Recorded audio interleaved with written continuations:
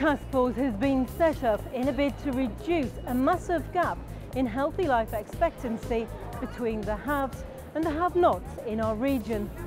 The City Council has decided to take the action after data from the Office of National Statistics reveal that if you're 55, well off and living in a more affluent part of the city, you're likely to have 10 more years of good health than someone the same age living in a poorer area. Public health is now the responsibility of the local authorities, and we need to do something to narrow this gap.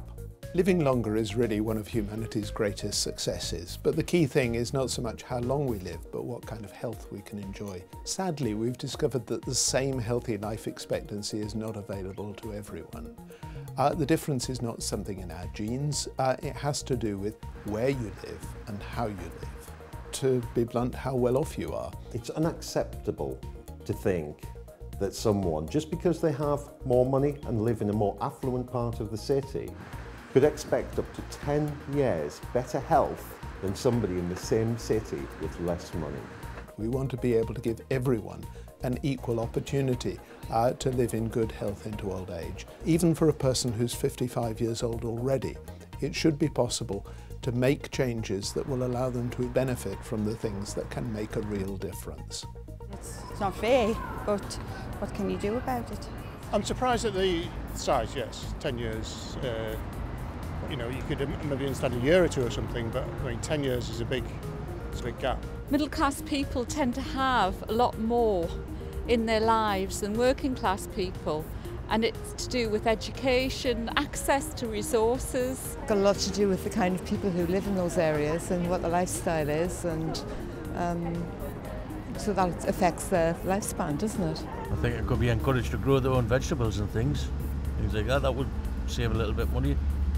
Possibly, I don't know, a little bit more exercise, but then again people are working a lot on this, so that they don't have much money, they tend to work more hours.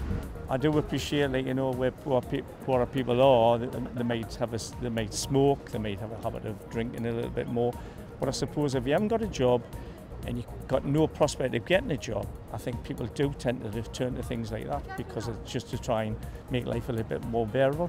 Well, we do know that we have a problem with health inequalities, but we have been doing everything that we can to make sure that everybody has as healthy a life as they possibly can. You have to understand that actually the reasons behind health inequalities are quite complex, and they are to do with the environments that people live in, the sort of social networks that they have, and they're to do with things like money and poverty, and those are very fundamental issues that have to be addressed, and that is a complex problem to solve, and it's one where actually you need to have a lot of money available, and we don't in this present circumstance where the public purse strings are very tightly held. People worry about whether there's money to pay for this, but actually the point is that we're spending a lot of money already, and what we're proposing should make significant savings. This is an economic time bomb, and it is going to hurt people if we don't take action to prevent the costs associated with falling ill too early. Take type 2 diabetes, for example, costs the NHS £25 billion a year. We know now that there are things that you can do that can delay or even reverse this condition. So it's these kinds of changes that we hope to introduce for people who may be 55 already.